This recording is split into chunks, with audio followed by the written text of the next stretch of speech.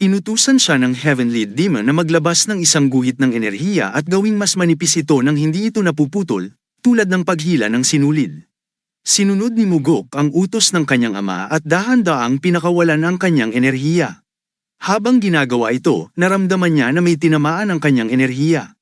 Tinanong siya ng kanyang ama kung ano ang kanyang naramdaman. Sinabi ni Mugok na tila tumama siya sa isang puno. Pinayuhan siya ng Heavenly Demon na hanapin pa sa malapit, kaya't inilipat ni Mugok ang kanyang enerhiya mula sa puno patungo sa loob ng kagubatan. Bigla, tumama ang enerhiya niya sa isang boar na nasa kagubatan. Nagulat si Mugok at sinabi sa ama na nakahanap siya ng isang mabangis na baboy. Sinabi niya pang ang hayop ay matipuno at mahaba ang katawan. Natuwa ang Heavenly Demon sa kakayahan ng kanyang anak. Sinabi ng Heavenly Demon kay Mugok na tama ang kanyang hinala tungkol sa hayop habang tinitingnan siya. Sinabi ng kanyang ama na hindi niya agad natukoy ang hayop mula sa kasalukuyang distansya. Sa ngiti sa kanyang mukha, sinabi ni Mugok sa kanyang ama na pinagpala siya ng katawan na nababagay sa martial arts. Ipinaliwanag niya na madali para sa kanya ang ganitong antas ng trabaho dahil sa kanyang kasanayan. Napangiti ang Heavenly Demon sa kanyang anak nang marinig ito. Sa gabi, habang nagluluto si Mugok ng baboy, tinanong siya ng Heavenly Demon kung paano niya natutunan magluto ng mga hayop. Sinabi ni Mugok na natutunan niya ito mula sa isang libro. Nagulat ang kanyang ama at sinabi na tila napaka-advance ni Mugok para sa isang taong natuto lamang mula sa libro. Sinabi ni Mugok na natuwa siya na lumitaw ang kanyang kasanayan mula sa kanyang nakaraang buhay, kung saan siya ay nanghuhuli ng mga baboy para sa pagkain. Kaya't hindi ito mahirap para sa kanya. Sinabi ni Mugok sa kanyang ama na inihanda niya ang balat ng tigre na kanyang inuupuan upang ipakita ang kanyang paborito. Tinanong siya ng Heavenly Demon kung nais niyang manghuli kasama siya upang ma-impress siya at maging tagapagmana. Sumagot si Mugok na hindi siya gumagamit ng ganoong kalokohang pamamaraan upang makuha ang tagumpay. Sinabi niya sa kanyang ama na maaari siyang magtagumpay kahit wala ang tulong ng kanyang ama. Nagulat ang kanyang ama sa narinig. Tinanong ng Heavenly Demon kung bakit siya may ganitong tiwala sa sarili at bakit niya piniling mangaso kasama niya. Ibinunyag ni Mugok na mayroon siyang dalawang dahilan. Ang una ay upang matutunan ng lahat na maaari mula sa Heavenly Demon. Sinabi niya na naabot na niya ang unang layunin. Tinanong siya ng kanyang ama kung ano ang kasunod pagkatapos na magpalakas. Sinabi ni Mugok na hindi siya nagtatangkang maging kasing lakas ng kanyang ama or maging pinuno ng Heavenly Demon. Dahil wala siyang plano na ubusin ang kanyang kabataan sa mga ambasyon na yon. Ngunit nais niyang magtagumpay sa pamamagitan ng sariling kakayahan. Tinitingnan niya ang mga bituin at sinabi na nasisiyahan siya sa pagkatuto ng Heavenly Demon's martial arts mula sa kanyang ama, ngunit ang kanyang layunin ay higit pa sa simpleng martial arts. Naisip ni Mugok na kailangan niyang matutunan at ma-master ang 9 Calamities Demon Arts. Kailangan niyang lumampas sa martial arts dahil kahit ang kanyang ama, na master ng arts na yon, ay natalo kay Wang Mago sa nakaraan. Tinanong siya ng Heavenly Demon tungkol sa pangalawang dahilan. Sinabi ni Mugok na nais niyang magkaroon ng oras na magkasama sa kanyang ama. Ngumiti ang kanyang ama sa narinig, ngunit sinabihan siya na ang ganitong emosyonal na layunin ay maaaring magdala sa kanya ng panganib. Tinanong ni Mugok kung bakit ito ginagamit ng kaunti.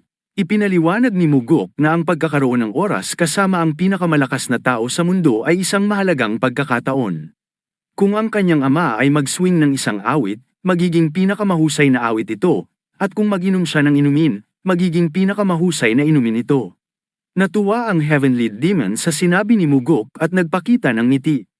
Nang sinubukan ni Mugok na alalahanin ang kanyang ama sa nakaraan, wala siyang magagandang alaala kundi ang mga pagkakataong nanginginig siya sa harap ng kanyang ama.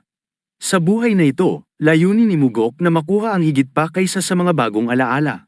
Naniniwala siyang hindi dapat masyadong magalak ang kanyang ama dahil ginagawa niya ang lahat para sa kanyang sariling kapakinabangan. Kinabukasan, habang nag-iimpake si Mugok upang umuwi sa Kalto, sinabi ng kanyang ama na hindi pa sila aalis. Sinabi ng Heavenly Demon na kailangan niyang makahuli ng tigre dahil siya ay manghuhuli kasama ang Heavenly Demon. Nagulat si Mugok sa narinig na ito. Hiniling ng Heavenly Demon kay Mugok na tumayo at sundan siya. Dinala siya ng ama sa isang kagubatan ng bamboo. Sinabi niya kay Mugok na isara ang kanyang mga mata muli at ipinaliwanag na ang target nila ay 100 yarda ang layo sa kanan, na mas malayo kaysa sa kanilang huling target. Pinayuhan siya ng ama na damhin ng hangin at i-infuse ang kanyang enerhiya dito habang sinusunod ang mga instruksyon ng kanyang ama. Napansin ni Mugok na hindi niya pa naisip ang tungkol sa pag-infuse ng kanyang enerhiya sa hangin bago. Walang nagturo sa kanya ng ganitong kakayahan, at wala sa martial arts na natutunan niya ang nagtuturo nito. Sinabi ng Heavenly Demon kay Mugok na kailangan niyang ipadala ang kanyang enerhiya sa target ng mabilis upang makasanayan ng paggamit ng kakayahan sa tunay na sitwasyon. Nang sinabi ito ng ama, sinubukan ni Mugok na gamitin ang kanyang enerhiya sa hangin, ngunit hindi niya alam kung paano ito gawin ng tama. Nakipaglaban siya upang i-infuse ang kanyang enerhiya sa hangin, at napansin na ang hangin ay tinatanggal ang enerhiya niya. Agad niyang naisip na hindi kailangan i-infuse ang enerhiya sa hangin kundi dapat hayaan ang kanyang enerhiya na sumabay sa hangin. Ang kailangan niyang gawin ay pag-isahin ang dalawa. Sa pagdadala ng hangin ng enerhiya ni Mugok sa kagubatan, nakayanan niyang maramdaman ang isang hayop. Natukoy ni Mugok na ito ay ang tigre na tinutukoy ng kanyang ama. Lumapit siya sa kanyang ama at sinabi na totoo ang tigre. Nagulat ang Heavenly Demon sa narinig. Tinanong siya ng ama kung may problema ba. Binalik ng Heavenly Demon ang kanyang composure at sinabihan si Mugok na huwag maging tamad sa kanyang pagsasanay. Sinabi niya na ang pagkakataon niya sa kaligtasan ay tataas kung matututo siyang magmaniobra ng mas maayos na mga linya ng enerhiya. Nagpasalamat si Mugok sa payo ng kanyang ama. Sa gabi, nagbigay si Mugok sa kanyang ama ng isang bote na may likido. Sinabi niya na ito ay kanyang trump card. Ininom ng ama ang likido at sinabi na ito ay medyo mabuti. Sinabi ni Mugok na masyado pang malakas para sa kanya. Siyempre, ito ay isang kasinungalingan. Sinabi ng Heavenly Demon na walang demonyo o tao ang magrereklamo tungkol sa malakas na likido. Sinabi ni Mugok na mas mahalaga ang pagkakaroon ng pusong malupit kaysa sa pagiging magaling sa pag-inom ng likido. Tinanong siya ng Heavenly Demon kung kaya niyang patayin siya para sa kanyang sariling kapakinabangan. Ibinunyag ni Mugok na walang anak na makakapatay sa kanyang magulang. Siyempre, hindi ito totoo. Alam ni Mugok na kaya niyang patayin ng sinuman basta't mayroon siyang sapat na dahilan. Napagtanto ni Mugok na ito ang kanyang unang pagkakataon na makipag-usap ng maayos sa kanyang ama, at sa kabila nito, pinahahalagahan pa rin niya ang kanyang sariling buhay higit sa buhay ng kanyang ama. Sinabi ng Heavenly Demon kay Mugok na wala siyang pusong malupit kung nagdadalawang isip siya sa pagpatay sa kanya. Sinabi ni Mugok sa kanyang ama na matututo siyang uminom ng malakas na likido. Sa pag-aalala sa kanyang anak, binantayan ng Heavenly Demon si Mugok habang iniinom nito ang likido. Sa susunod na eksena, makikita si Mugok na nag-e-ensayo ng kanyang inner energy sa kanyang training room. Pagkatapos ng pagsasanay, naglabas siya ng malalim na buntong hininga at huminto sa pag-e-ensayo ng kanyang enerhiya. Napagtanto niya na maaari niyang pagsamahin ang kanyang enerhiya sa hangin. Ngayon, kaya niyang pamahalaan ang enerhiya sa mas maraming linya. Hindi inaasahan ni Mugok na tuturuan siya ng kanyang ama kung paano i-discharge ang enerhiya sa hangin. Ang teknik na ito ay parang dagdag na buhay, dahil makakatulong ito sa gumagamit na madaling makita ang kalaban na nagtatangkang umatake. Alam ni Mugok na kakayanin niyang mag-release ng 10 linya ng enerhiya ng sabay-sabay. Kung magpapatuloy siyang mag-training, sigurado siyang magagawa niyang i-neutralize ang anumang teknik na ginagamit ng kanyang mga kaaway laban sa kanya.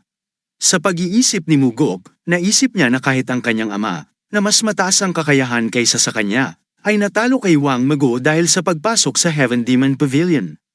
Ang Heaven Demon Pavilion ay isang lugar na pinuprotektahan ng 3 uri ng formation, 6 na trap formation, at isang grupo ng mga elite guards. Kasama rin dito ang 8 na Diamond Supremes, na nasa 8 magkakaibang direksyon kasama ang kanilang mga subordinado na nagpoprotekta sa Heavenly Demon. Sa Hilaga, naruroon ang Demon Swordsmith ng Northern Heaven Sword Family, na pinamumunuan ng 1/Sword Supreme. Sa Timog, ang Demon Blaze Men ng Southern Heaven Blade Family, na pinamumunuan ng Blood Heaven Sword Demon. Sa Silangan, ang Iron Fist ng Eastern Fist Family, na pinamumunuan ng Uncade Fist Diamond. Sa Kanluran, ang Demon Sources ng Western Illusion Formation, na pinamumunuan ng Soul Steering Demon. Sa Hilagang Silangan, ang Faithless Swordmen na nais maging Evil Smile Demon. Sa Timog Silangan, ang Drug and Swordsmiths, na laging nakikipag-ugnayan sa Demonizer Druggers at Poison King sa pag-aaral ng lahat ng uri ng lason. Sa Hilagang Kanluran, ang Crazy Monks na nababaliw sa Demon Buddha Belief. Noong nakaraan, naniwala si Mugok na ang kalaban ay pumasok mula sa labas. Gayunpaman, hindi ito ang kaso. Natuklasan ni Mugok na ang outer defense ay hindi nabasag. Napagtanto niya na isa sa mga 8 Diamond Supremes ang tiyak na nagpayag kay Wang Mago na makapasok sa Heaven Demon Pavilion. Naniniwala si Mugok na maaaring higit pa sa isa ang Tridor. Bagaman hindi pa natagpuan ang Tridor noong nakaraan, hindi ito mahalaga sa kanya. Plano niyang tratuhin ang bawat isa sa mga Supremes bilang mga Tridor. Matapos mapatay ang Heavenly Demon, walang isa sa 8 na Diamond Supremes ang naghanap ng paghihiganti, at nagpasya silang isara ang cult. Sa kanyang nakaraang buhay, nalaman ni Mugok ang tungkol sa kung paano namuhay ang 8 Diamond Supremes. Alam niya kahit ang kanilang huling mga sandali. Nagdesisyon si Mugok na gagamitin ang bawat isa sa mga Supremes bilang bahagi ng kanyang plano. Habang naglalakad si Mugok patungo sa pinto ng silid, narinig niyang may tumatawag kay Leon Foddy. Ang tao ay nagtanong kung ang young master ay nasa training ground pa. Nagulat si Mugok sa narinig. Sa labas ng training ground, nakita si Mugok ang isang kalbong lalaki na may malaking espada at 2 iba pang lalaki sa likuran niya. Sinabi ng kalbong lalaki na hindi na siya makapaghintay. Sinabi niyang hilahin si Mugok palabas ng training ground. Nagulat ang babae sa narinig. Hindi siya makapaniwala na walang galang ang lalaki sa kanyang master. Bago pa siya makapagsalita, lumabas si Mugok ng bahay at tinanong ang babae kung ano ang ginagawa niya. Nagulat si Leon na makita ang kanyang master na nagagalit. Lumapit si Mugok sa babae at binalikan siya na sinabi niyang dapat niyang gawin ang kanyang sariling gawain habang siya ay nagtatraining. Tinanong ni Mugok kung naghintay ba siya sa labas ng buong oras na siya ay nagtatraining.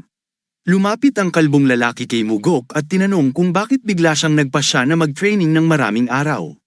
Agad na nakilala ni Mugok ang lalaki. Napagtanto niyang ang lalaki ay si Young Paul, isang disciplinarian ng Blood Heaven Sword Demon. Napansin niya na ang lalaki ay nagsasalita sa kanya ng walang takot. Hindi magalit si Mugok kay Young Paul dahil sa takot na ma-disperse dahil sa Heavenly Demon. Matapos ipahayag ng Heavenly Demon na ang sinuman sa cult ay maaaring maging successor o Heaven Leader, ang mga eksena ay hindi na itinuturing na espesyal. Sa katunayan, ang inihayag na pamamahala ng mga nais ng marami sa cult ay upang mapalakas ang kanilang posisyon sa pamamagitan ng pag-defend sa mga anak ng Heaven Demon, upang makamit nila ang iba't ibang benepisyo. Tinanong ni Mugok ang lalaki kung ano ang gusto niya. Ipinahayag ni Young Paul na hindi na siya makapag-practice dahil kay Mugok. Tinanong ni Mugok kung gusto ni Young Paul na siya ang mag-alaga kay Pyongyang. Nagalit si Young Paul at sinabi kay Mugok na ang kanilang relasyon ay hindi sapat para sa ganitong uri ng seryosong pag-uusap. Sinabi ni Young Paul na kailangan niyang tumanggap ng responsibilidad para kay Pyongyang at humingi ng tawad sa mga opisyal. Napagtanto ni Mugok kung bakit kailangan ng apology ni Young Paul dahil hindi siya napili bilang pinakamahusay sa mga disipulo ng Blood Heaven Sword Demon. Ang iba pang mga disipulo ay nagtatangkang magpakitang gilas sa pamamagitan ng pagsunod sa mga utos ni Young Paul. Inutusan ni Young Paul si Mugok na magbigay ng opisyal na paghingi ng tawad upang makakuha siya ng kredito sa hindi pagpapili kay Young Paul. Ngumiti si Mugok at sinabi kay Young Paul na kahit anong apology ay hindi makakagawa sa kanya na piliin siya bilang pinakamahusay na disipulo. Naging kinakabahan si Young Paul at sinabi na ang kanyang pagsusumikap ay para sa kapakanan ni Pyongyang at hindi sa ibang bagay. Tinanong ni Mugok si Young Paul na humingi ng tawad kay Leon para sa kanyang pangit na pagsasalita. Nagulat si Leon sa narinig, pati na rin si Young Paul. Lumapit si Mugok kay Leon at sinabi na hindi siya kontento sa nangyari. Sinabi ni Mugok na kailangan mag-sorry si Young Paul sa pamamagitan ng pagyuko sa mga tuhod. Nagtawanan si Young Paul at tinanong si Mugok kung gusto niyang magmakaawa siya. Hindi makapaniwala si Mugok na magpapatuloy pa rin si Young Paul sa kanyang mga kabastusan. Hinugot ni Mugok ang kanyang espada at sinabi kay Young Paul na ibibigay niya ang hinihiling nito. Nagtaka si Leon sa nakita. Sinabi ni Young Paul na tila nababaliw na si Mugok at may seryosong ekspresyon sa kanyang mukha. Sinabi ni Mugok na maaaring pumili si Young Paul na yumuko at humingi ng tawad o makipaglaban sa kanya. Nag-alala si Young Paul sa narinig. Tinanong ni Mugok kung bakit siya kailangang lumihis ng ganito. Ipinaliwanag ni Mugok na hindi siya nagmamalasakit kung bakit dumating si Young Paul para sa kanya. Sinabi niya na hindi niya papayagan ng sinuman na mag-insulto sa kanyang mga subordinado. Nagulat si Leon sa narinig at nagulat din si Young Paul. Tinanong niya si Mugok kung talagang handa siyang patayin siya dahil lamang sa isang maliit na pagkakamali. Ngumiti si Mugok at sinabi na si Leon ay mahalaga sa kanya. Ang mga kaibigan ni Young Paul ay nagmakaawa sa kanya na huwag makipaglaban. Sinubukan ni Young Paul na pumosisyon para umatake kay Mugok.